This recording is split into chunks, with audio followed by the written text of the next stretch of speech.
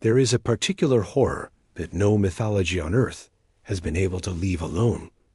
Not monsters born as monsters, not gods who descend as beasts, but ordinary people who crossed some invisible line and came out the other side as something that used to be human.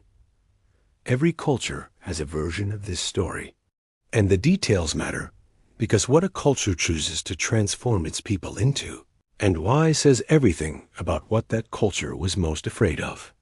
Today we are looking at 5 of these transformations from around the world, each one a different answer to the same question. What exactly does it take to stop being human? Number 1. Arachne of Greek mythology, who won a contest and still lost everything. Arachne was a weaver from Lydia, which is part of modern-day Turkey. People came from surrounding regions just to watch her work. Her hands moved through thread with a precision that felt almost supernatural, which is precisely where her problems began. Because in ancient Greece, if you were supernaturally good at something, the polite thing to do was to credit the gods. Arachne declined to do this. Her talent was her own, she said. It came from her hands and her mind and her years of practice. Athena, goddess of wisdom and the divine patron of weaving, heard this and was not pleased. Athena disguised herself as an elderly woman and came to warn Arachne that she should be more careful about what she claimed.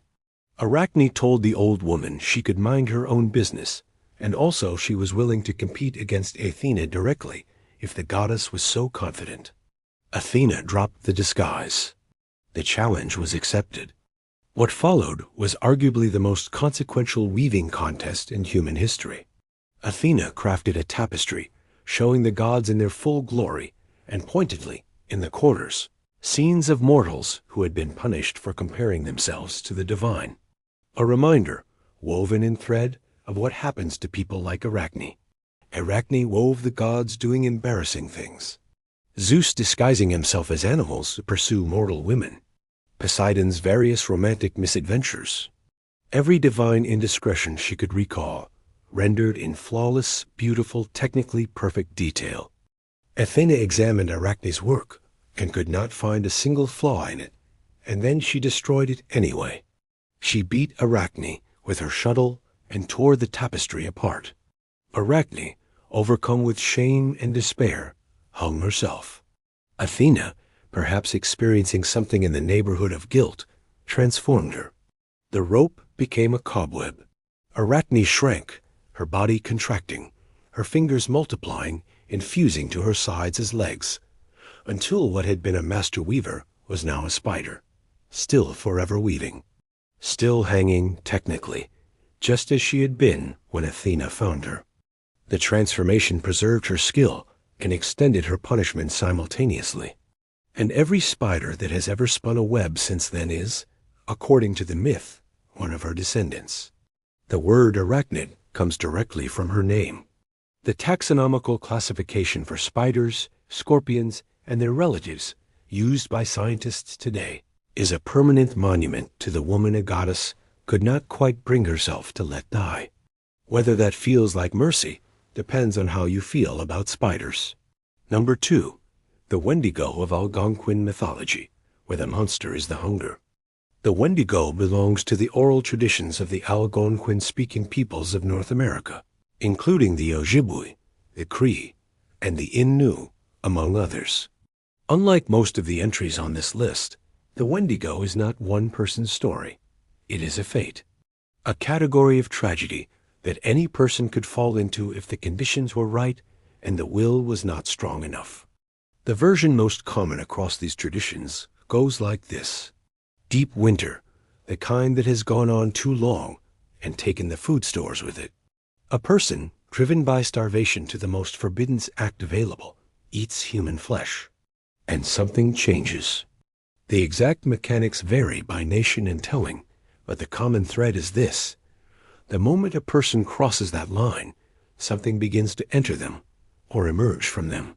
A coldness, a hunger that does not go away after eating what grows.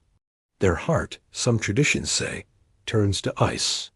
They become what the Wendigo is, gaunt to the point of skeletal, enormous, perpetually starving, smelling of rot and cold, forever hunting the only thing that can temporarily silence the craving, which is more human flesh, which only deepens the craving.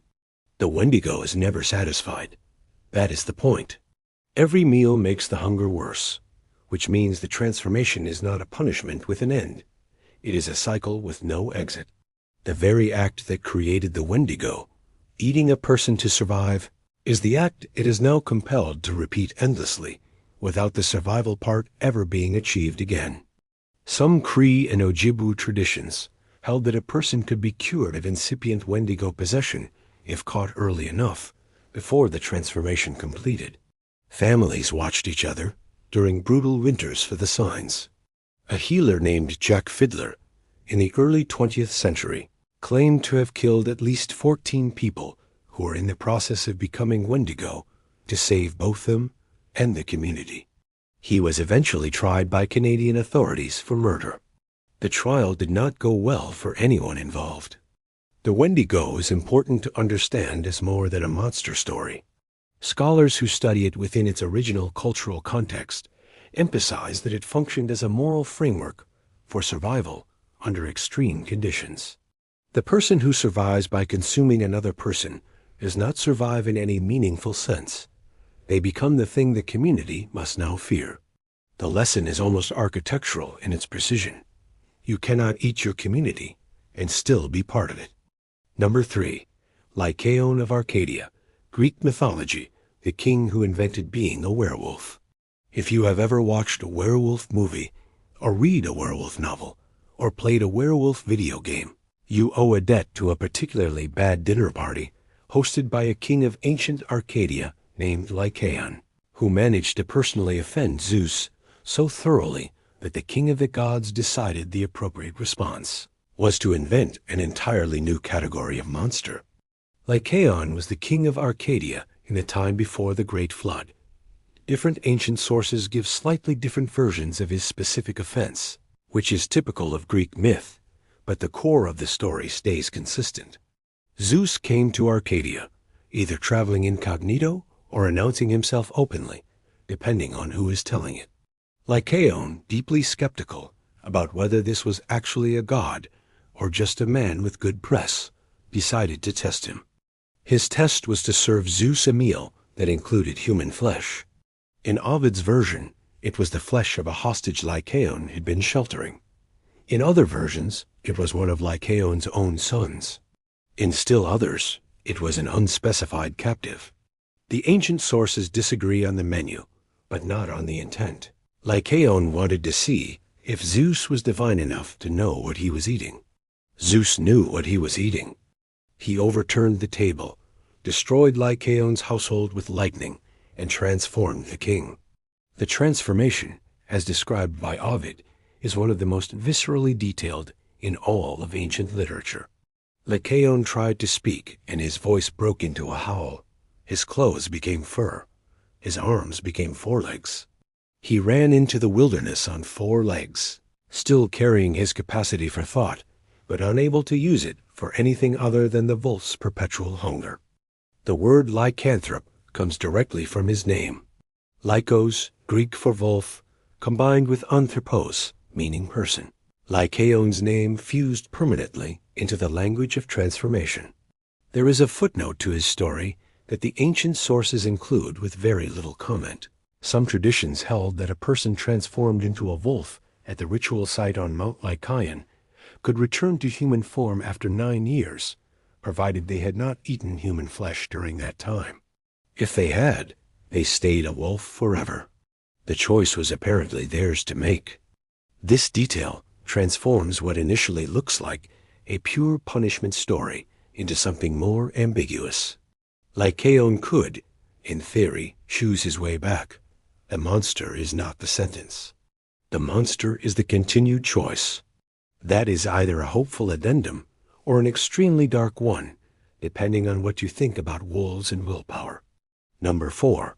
The children of Lear, coming from Irish mythology, transformed not as punishment for what they did, but for what they represented. The children of Lear is one of the 3 great sorrows of Irish mythology, and it earns that title. This is not a story about someone doing something wrong and paying for it. This is a story about innocent people destroyed by someone else's grief and jealousy, which in some ways makes it considerably worse. Lear was one of the Tuatha De Danann, the divine race of ancient Ireland, and a lord of great power. He had 4 children with his first wife, who died. He later married her sister, Aoife, and for a time the family was whole and seemingly well. But Aoife watched Lear's love for his children, the way they consumed his attention and his tenderness, and something in her curdled. She took the 4 children, whose names were Fiannuala, Aud, Fiacra, and Con, to a lake called Loch Daravarad, and used druidic magic to transform them into swans. The cruelty was not just in the transformation. The terms she set were specific and catastrophic. 300 years on Loch Daravarad, 300 years on the Straits of Moyle, between Ireland and Scotland, 300 years on the Atlantic coast off the west of Ireland, 900 years in total, as swans, before the curse could be broken. Their father Lear found out and was devastated. He went to the lake and called to his children, and they answered him in human voices, because Aoife had left them that much. They could speak. They could sing. They retained full human consciousness and memory throughout every one of those 900 years. They simply could not take back their human forms. Lear and the Tuatha De Danann came to the lake and stayed there, camping along the shores, listening to their children sing. The swans' music was said to be so beautiful that anyone who heard it forgot their grief and fell into peaceful sleep. They sang the songs of people who had lost everything except their voices. Aoife was eventually confronted and punished, transformed into a demon of the air. It did not undo the curse. The children outlived their entire world. The Tuatha De Danann faded. Ireland changed. Christianity arrived. When the 900 years finally ended and the transformation was lifted, the 4 children had survived long enough to receive last rites before dying of the accumulated weight of 9 centuries. The Children of Lear is not a story about the consequences of hubris or cruelty. It is a story about what happens to people who are caught in the collateral damage of someone else's grief. They did nothing. They became something.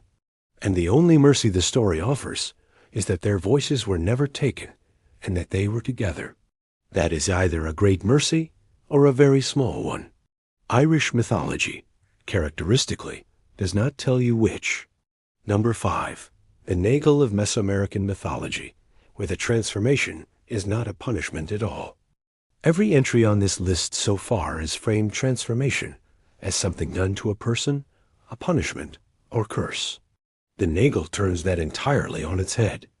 In the belief systems of numerous Mesoamerican cultures, including the Nahua, the Maya, and others across the region, a Nagel is a person with the innate ability to transform into an animal, not under compulsion, not as divine punishment, by birthright, by practice, and by will.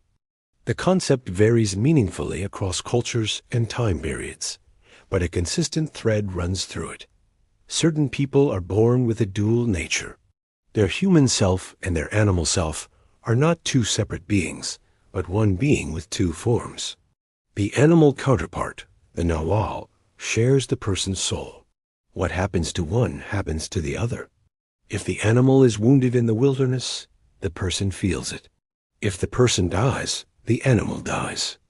Nawali, those who possessed and could command this transformation, were typically figures of significant spiritual power, healers and sorcerers, intermediaries between the human and divine worlds. The animal forms most associated with them were jaguars, eagles, and coyotes, creatures that carried specific sacred significance in Mesoamerican cosmology. The jaguar in particular was associated with the night, the underworld, and the kind of power that operated in shadows.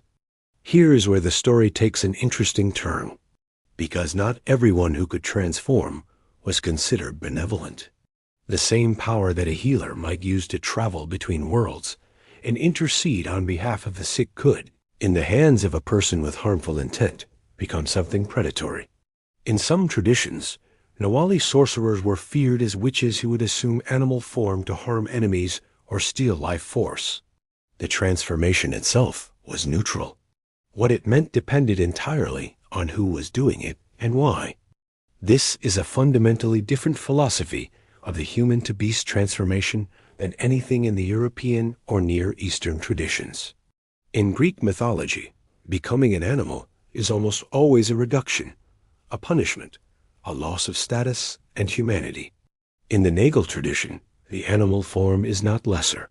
It is the other half of a whole self, powerful in ways the human form cannot be, operating in dimensions the human form cannot reach. The monster in this tradition is not the person who transforms. The monster is the person who uses their dual nature to harm rather than protect. The shape is not the sin. The intent is.